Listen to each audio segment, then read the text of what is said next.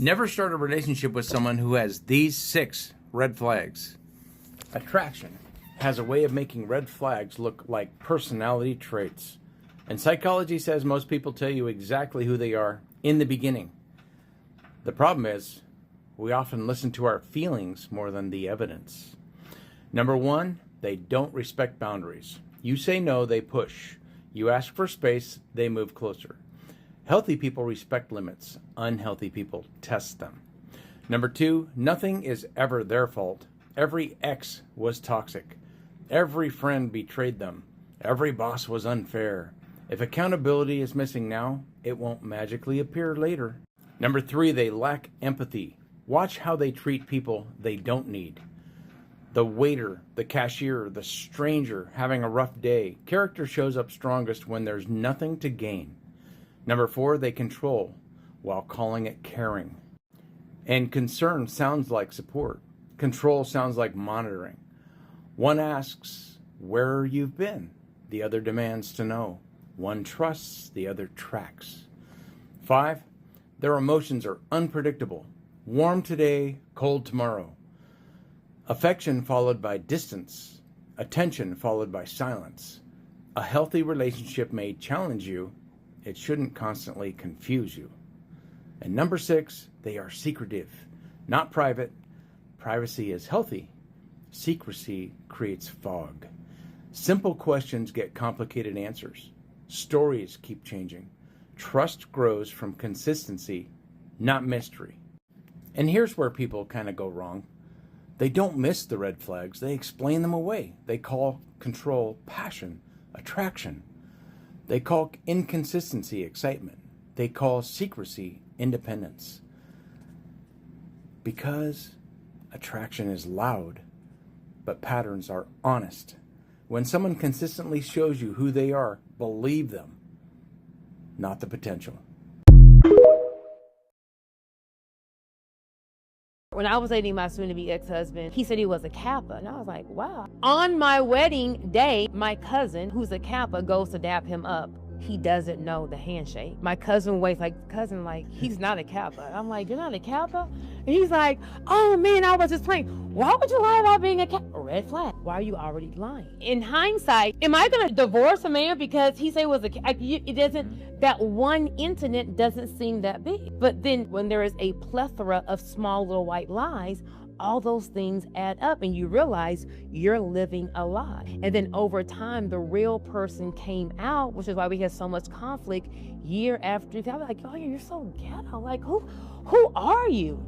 This is the person who he really was. How long should the vetting process be? You need to see someone in all seasons, at least a year. You want to see a person mad? How does he treat you when he's mad? Yeah. That is number 1. Is he going to ignore you? Are you going to get the silent treatment? Is he going to blame you? Number 3, when he has financial pressure, how does he handle it? Is he going to be out? Is he going to turn to drugs and alcohol? Is he going to be mean and dismissive to you? Or he gonna man up, or y'all figure it out together? And more importantly, when you as the woman do something and you're out of line, how does he handle that?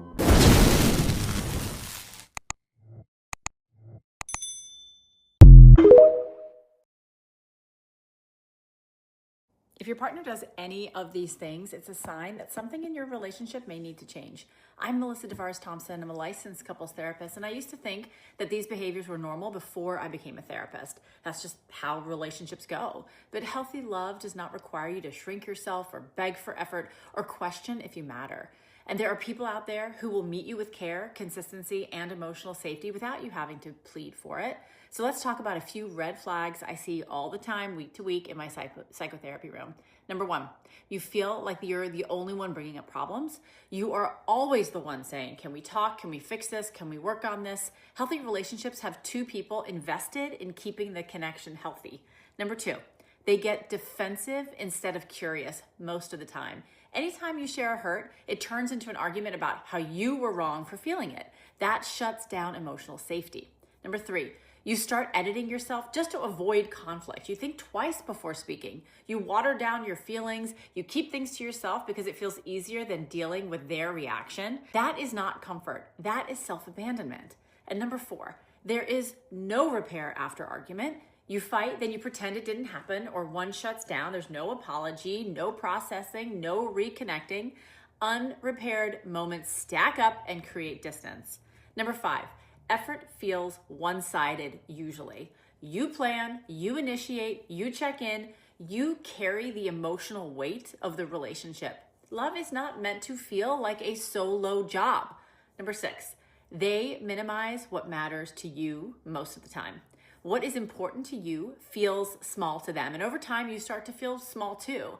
Things get hard, they emotionally disappear. Instead of leaning in, they shut down, pull away, or avoid. Love requires staying present when it's uncomfortable as best as you can.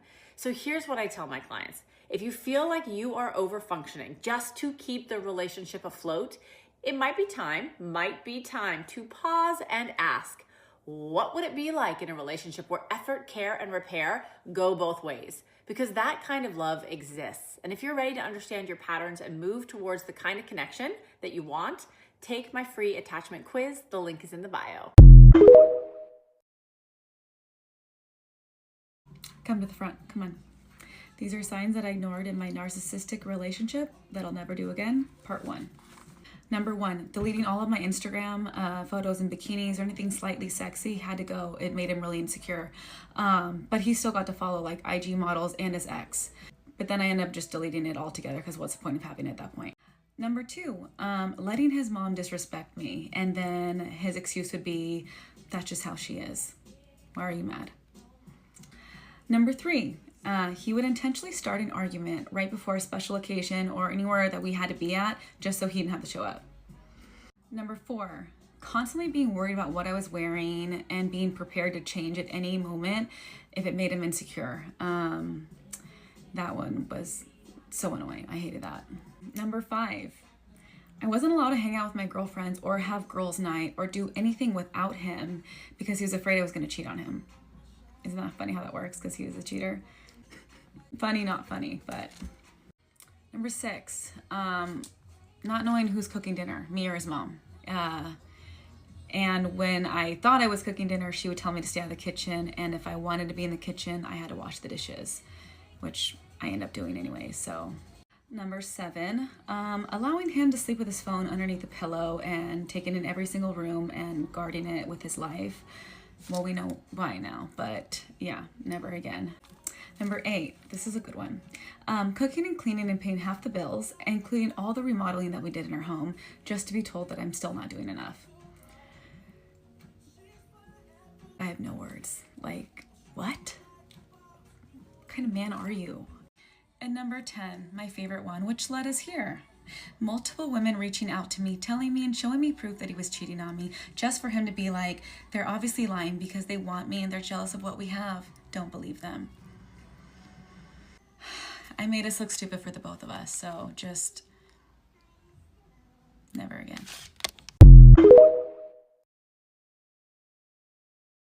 I think the funniest thing about pattern recognition in real time is early on you'll think that you're tripping, right? That you're looking too deep into things and that maybe you are misunderstanding something. Then later on you'll realize that no, you were quite literally just ignoring the signs, the red flags, and more importantly the writing on the wall, and everything actually ended up being exactly what you thought it was. If I could give you one piece of life advice that would save you from wasting years, it would be this. When you see it, don't unsee it. The moment your stomach drops, the moment the tone shifts, the moment you realize that you're being handled and not honored, don't start cleaning it up in your head. I don't need you to explain it away or remind yourself of their goodness. What happened is what happened. And how somebody treats you is not confusing. You only get confused when you don't like what you're seeing. Pay attention to how they move when you need something. Pay attention to how they talk to you when they're frustrated. Pay attention to whether you feel safe or small. That's not you overthinking. That's information. And I think the longer you argue with what's clear, the longer you stay somewhere that already decided you were an option. You really don't need another sign. You don't need closure. You don't need another conversation. You need courage. The moment you stop pretending you didn't see it, you stop volunteering for spaces where you're barely tolerated. The truth is very uncomfortable, but it's clean. And so once you see the truth, walk in it.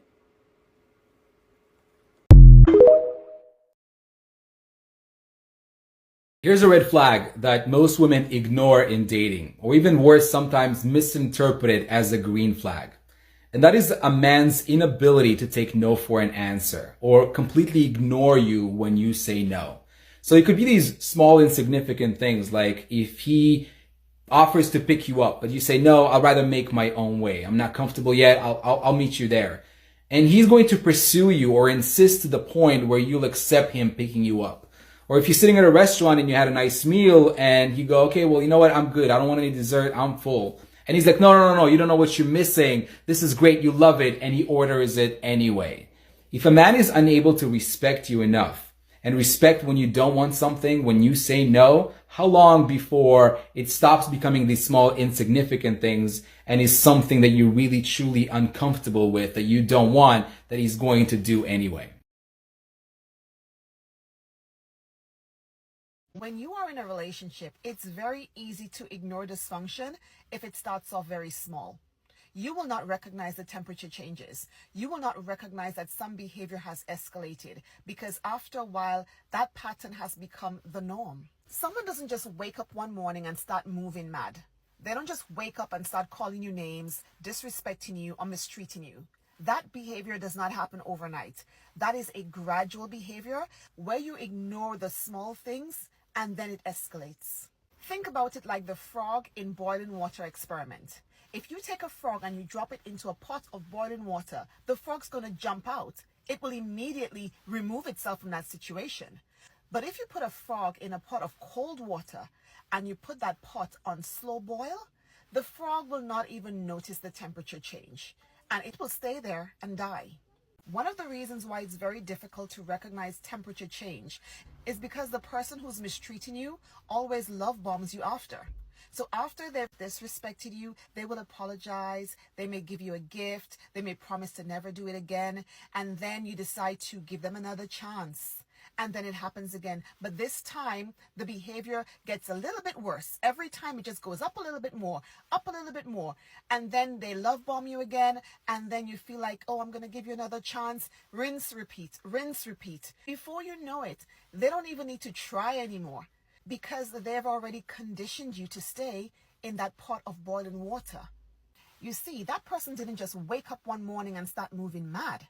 They just conditioned you to ignore the temperature change. Want to know the very first sign that a man might become dangerous later down the road in your relationship? And it shows up way before the yelling, before the arguments, before you even realize you're in trouble. And that early sign is aggressive driving. Not he's a little impatient in traffic or he likes to go fast sometimes. I'm talking speeding like he's in a video game, tailgating, weaving through cars, accelerating, or coming to a slamming halt just to make you anxious. Blowing through stop signs, acting like red lights don't apply to him. And the crazy part, it's not about the car. It is a window into how he handles power, frustration, control, consequences. Because when a man or a woman drives recklessly with you in the car, here's what he's really saying without saying it. I don't care how unsafe you feel. I don't care about the danger I'm putting us in. My adrenaline matters more than your comfort. A person who genuinely cares about you will slow down when you flinch. They'll drive in a way that makes you relax, not brace for impact. People think that driving is neutral behavior. It is not. It exposes who they are when they think they're in control. So don't overlook it, because anybody who disrespects your safety on the road is going to eventually disrespect it everywhere else too. I'm so glad you said that, because a lot of times when we enter into these relationships with people we should not be in a relationship with because of the fantastic ideas that we tell ourselves and deluding reality, we have to point the finger at ourselves. I can tell you that the majority of the heartbreaks that I went through, there were glaring red flags.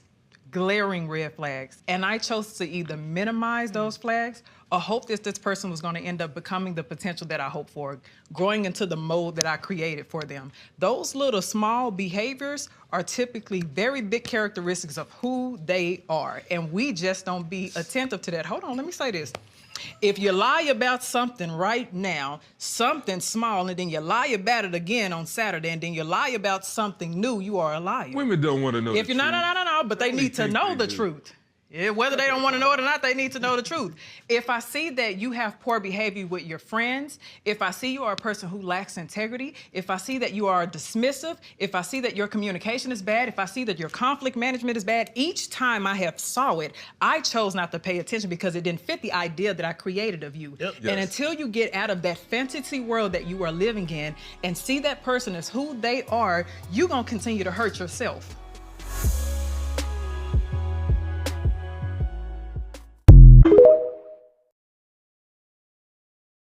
What's a red flag that you purposefully ignored because you liked someone? I'll go first. So I was willing to ignore a lot of red flags in the past because I was so bored in my love life and it needed a little shaking up. And so I ended up really liking this one guy. And I've really never been the type of girl to be okay with any type of controlling behavior. I will shut that down so quick because I cannot be controlled. For some reason, like, he was giving me everything else that I wanted at the time. I think it comes down to controlling behavior being a part of an insecure man. And I just can't deal with an insecure man. The very first red flag that I saw, he asked me what my body count was.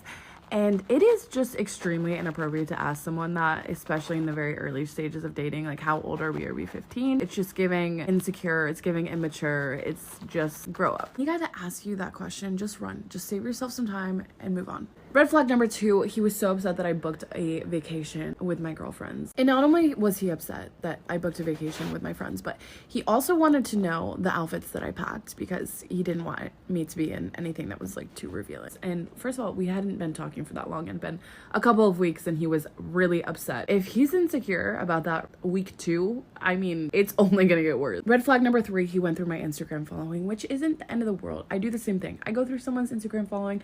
I want to know what type of accounts you follow. Are they inspirational? Are they bad bitches on Instagram? Are they just your boys? I don't know. I want to know. And if you're only following a ton of Instagram models, it raises some red flags. However, that's not the red flag. He sent me 5 different profiles of guys that I follow, and he's like, these people aren't even following you back. Why do you even follow them? First of all, why do you know that? And why did you take the time to go through every single one of my following to show me people that you would be insecure about? And then he sent me 2 other profiles, and he's like, why did you follow these guys after we met?